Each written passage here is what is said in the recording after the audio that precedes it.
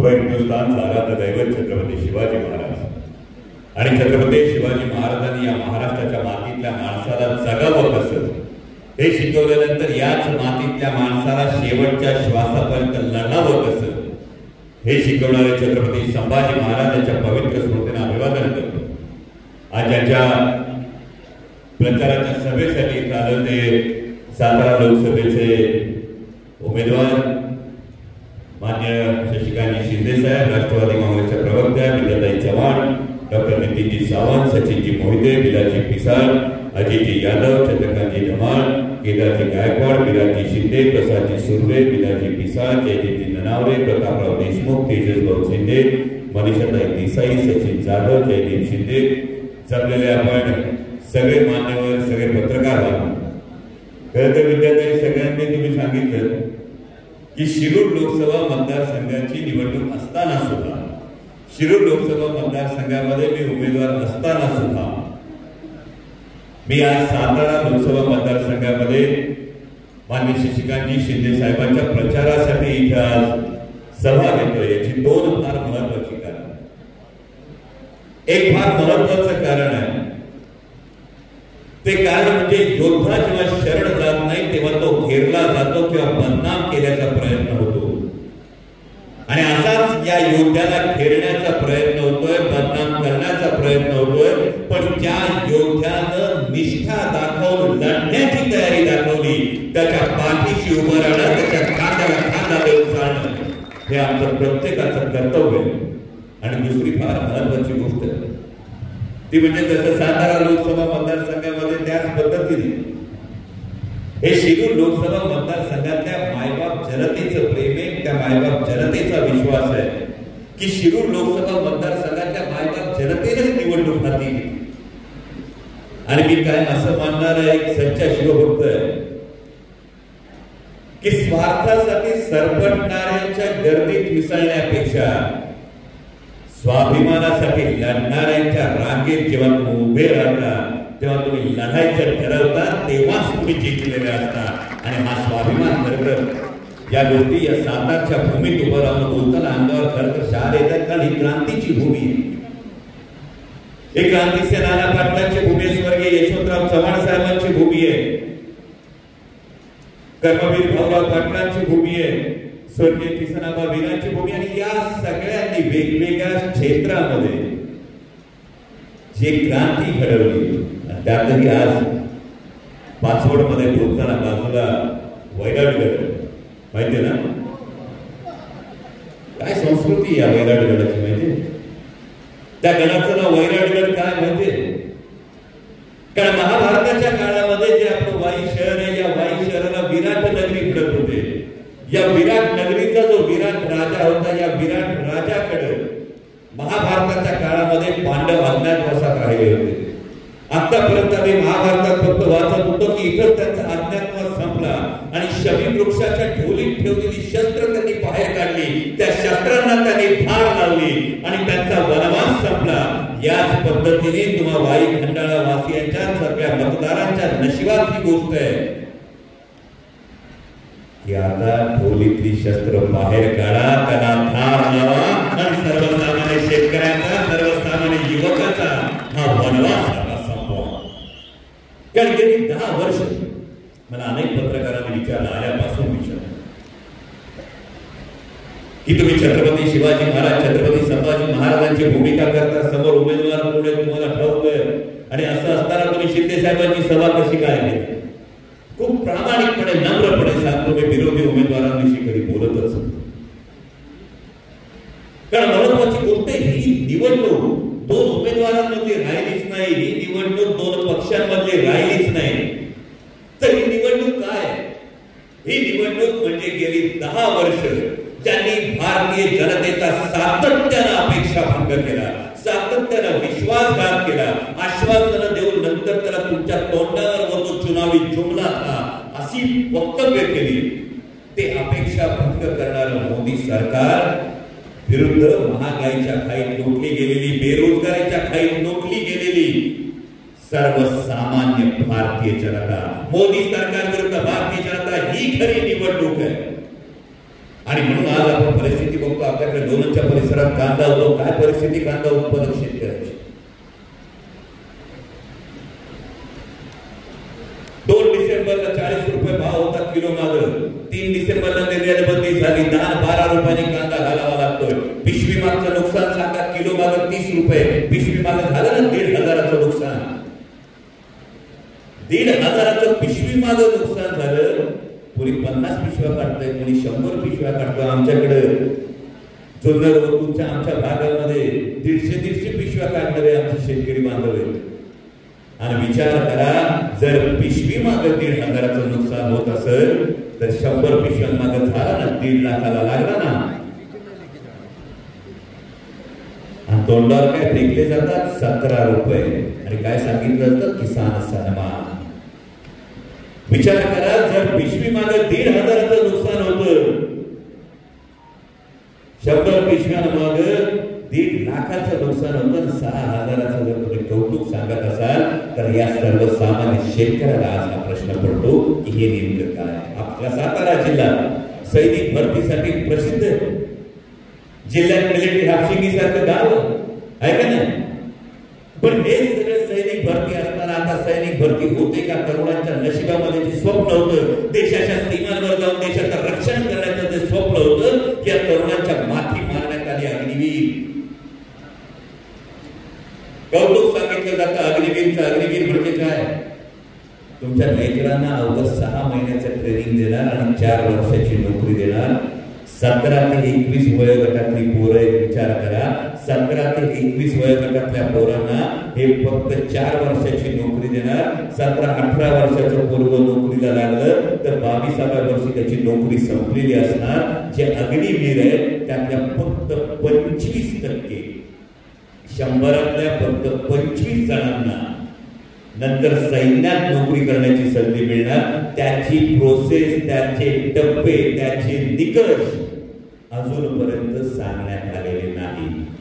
आणि मग असं सांगितलं जातं उरलेल्या 75% अग्निवीरांना बँका असतील, विमानतळ असतील, अशा ठिकाणी नोकरी मिळू शकते. पण जेव्हा देशातल्या 30 लाख सरकारी नोकऱ्या रिकाम्या आहेत, जेव्हा विमानतळ खासगी कंपन्यांना विकली जातात, शिपिंग कॉर्पोरेशन खासगी कंपन्यांना विकलं जातं, कंपन्यांना मागून कंपन्या जेव्हा काही खासगी उद्योगपतींना विकल्या जातात, सगळ्याचं खासगीकरण होत जातं, मग आमच्या अग्निवीरांच्या नशिबात नेमकं काय असणार हा प्रश्न विचारणं गरजेचं आहे. आणि म्हणून ही निवडणूक देशाची निवडणूक.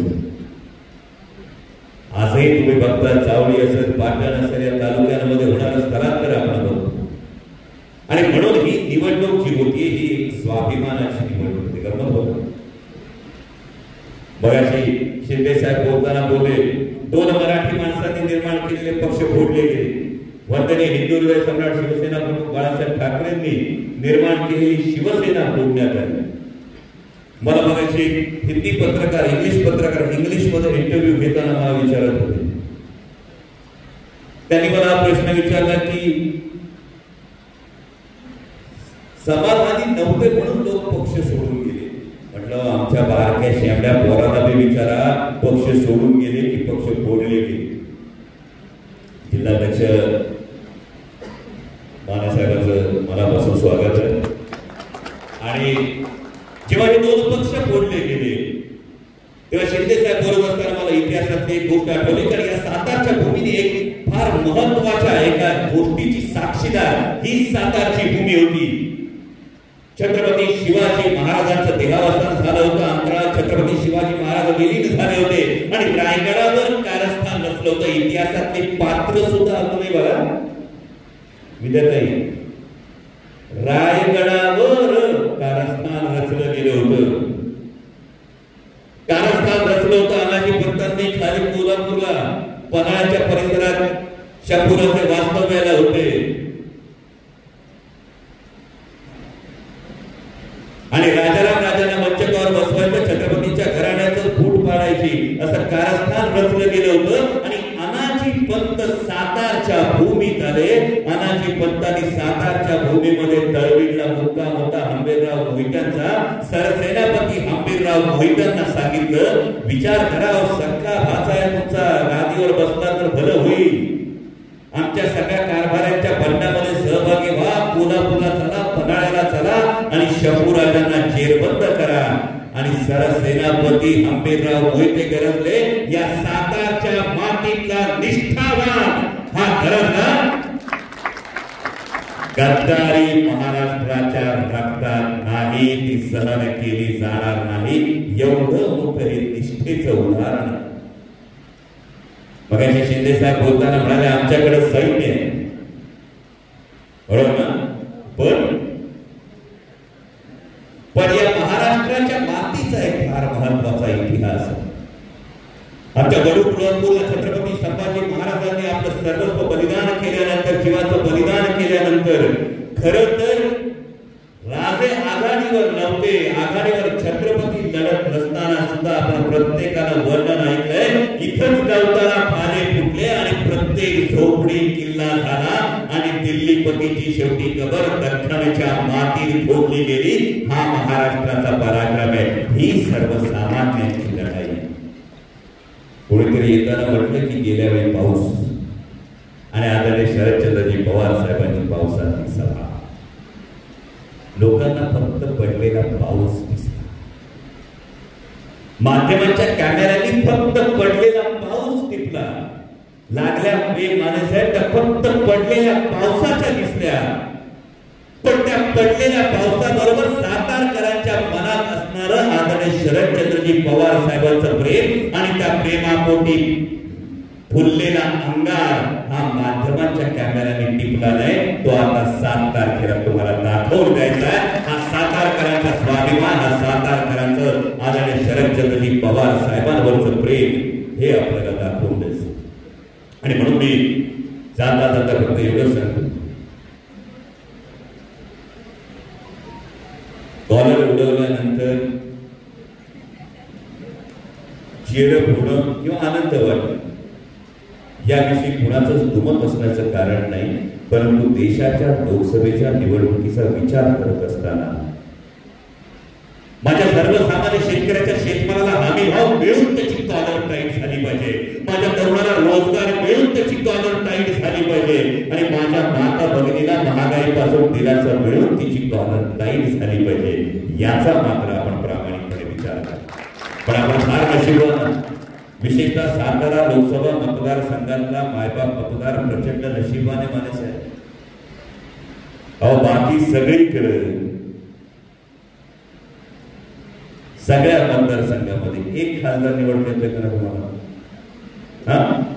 7 तारखेला मतदान, ठीक आहे. जिथं जिथं 7 तारखेला मतदान आहे, उमेदवार किती बी असले तरी खासदार किती निवडणार? बदलले साहेब एकच निवडला जाणार. सातारकर जनता केवढी नशीबवान याचा विचार करा. सातारकर जनतेला संधी आलेली आहे की 7 तारखेला सातारला 2 खासदार असतील. याची काळजी सातारकर शून्य जनता ही नक्की घेईल. कारण राजघराण्यातले राजगादीचे जे वारसदार ते राज्यसभेत अजून 2.5 वर्ष बाकी आहे. त्यावर राजघराण्याचे राजगादीचे वारसदार राज्यसभेत आणि लोकनेता असलेले शशिकांत शिंदे साहेब हे लोकसभेत एवढी मोठी संधी सातारकर शून्य मतदार कसा भागवतात? बाबा मला माहिती आहे तुमच्या मनात काय आहे. माझ्याही मनात तेवढाच आदर राजगादीला, तो कधीच कमी होणार नाही. मी खूप जबाबदारीने सांगतो, छत्रपतींच्या गादीचा माझ्या मनातला आदर हा कधीच कमी होणार नाही. पण सातारकरांचं ठरलंय की छत्रपतींच्या गादीला मुजरा करायचा, तुतारी वाजवायची. तर मुजरा कसा देखना दिसतोय ते बघा. कारण आपण काय म्हणतो की व्यक्तिगत संबंध वेगळे, राजकीय भूमिका वेगळी. आणि त्यामुळेच व्यक्तिगत मध्ये जे काही संबंध आहे त्यामुळेच हे सांगतो कि महाराज साहब आपसे बैर नहीं, पूछ शके महाराज साहब आपसे बैर नहीं, लेकिन बीजेपी तेरी खैर नहीं. हे आता सातारकरांनी ठरवलंय. आणि म्हणूनच तुम्हा सगळ्यांना विनंती, 7 तारखेला मतदान गाफील राहू नका.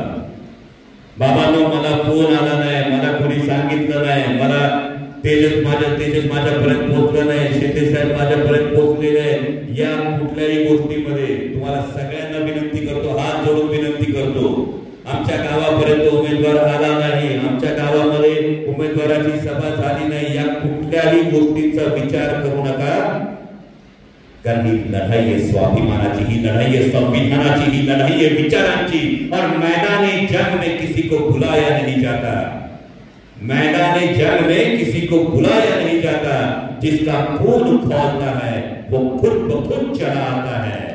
आणि म्हणूनच सातारकरांना माझी कळकळीची विनंती आहे, येत्या 7 तारखेला ईव्हीएम वरचा आपला नंबर किती, बरोबर 3 नंबरचं आदरणीय शशिकांतजी शिंदे साहेबांच्या समोरचं तुतारी वाजवणारा माणूस या चिन्हासमोरचं बटन दाबून आपल्या मतांचा आशीर्वाद हा शिंदे साहेबांच्या पाठीशी उभा करा, एवढी आपल्याला सगळ्यांना कळकळीची विनंती करतो आणि म्हणतो धन्यवाद। जय श्रीराम।